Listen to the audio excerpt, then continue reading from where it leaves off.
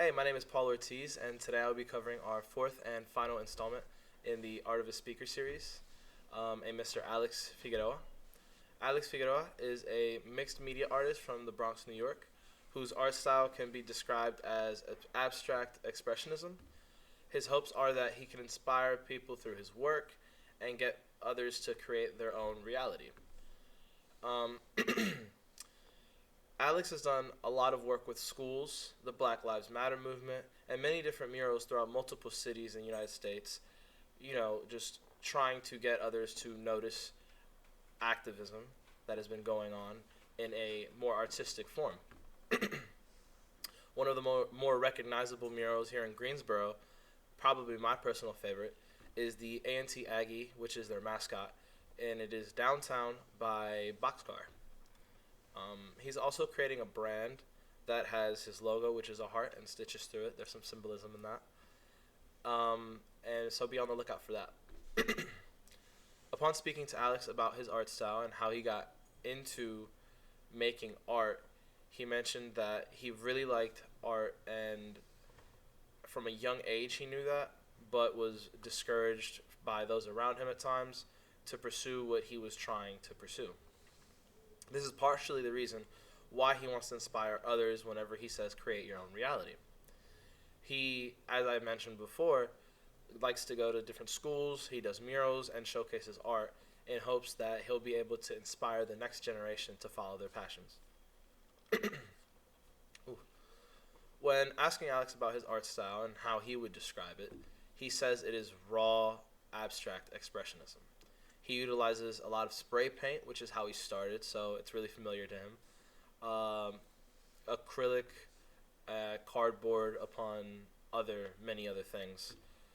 And he also mentioned how his art has a lot of hidden different meanings throughout that upon closer look, you can actually pinpoint what the message is that he's trying to convey to us as the audience. Having multiple layers throughout his work like that can seem as if he came into it with this plan and this was how he had it visioned in his head. But when we spoke to Alex about how he starts making his work and the step-by-step process of doing it, he really said that he just starts with one idea and he just goes with the flow. So he'll start with something and it'll go from this one idea and maybe it'll change into this other idea and eventually it'll transform into the final product, and that is what he decides to ultimately show to the masses and put out to the public.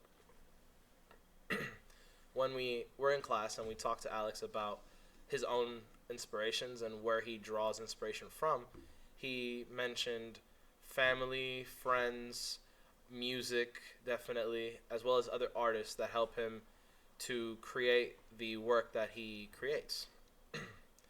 He says that he likes to build in the moment and he lets his art do the talking, which I really liked.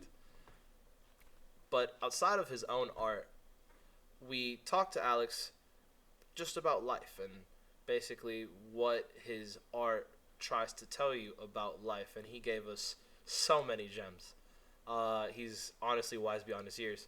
But Alex told us about how life is really a balance, and it's the same thing in art as well.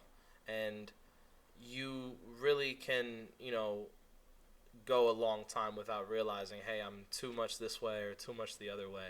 And finding a balance is really key to life. Um, One particular story that Alex talked to us about was when he was at a very low point in his life, and on the way home, he saw clouds in the sky. It was a beautiful skyline. And for many people, they would probably look at that and, continue about their day, focusing on all the negative things, just mind racing, going on about what they have to do. But Alex saw this as an opportunity to express himself and let go. Relax for a bit, really. And unbeknownst to him, this one particular moment when he felt really, really low in his life would fuel his desire to create art and make this his career. And although we had a lot to talk to Alex about concerning his work, as I said before, Alex gave us so many things about life and the ups and downs that we all go through as people. And I believe that his positive, optimistic outlook on life really shines through in his artwork as well as his own demeanor. And that's a really beautiful thing to see when you can look at someone's art and really see that they're passionately driven by their art. I look forward to his next work and the next work after that. Definitely follow him on social media because it's worth it. So this is Paul Ortiz signing off.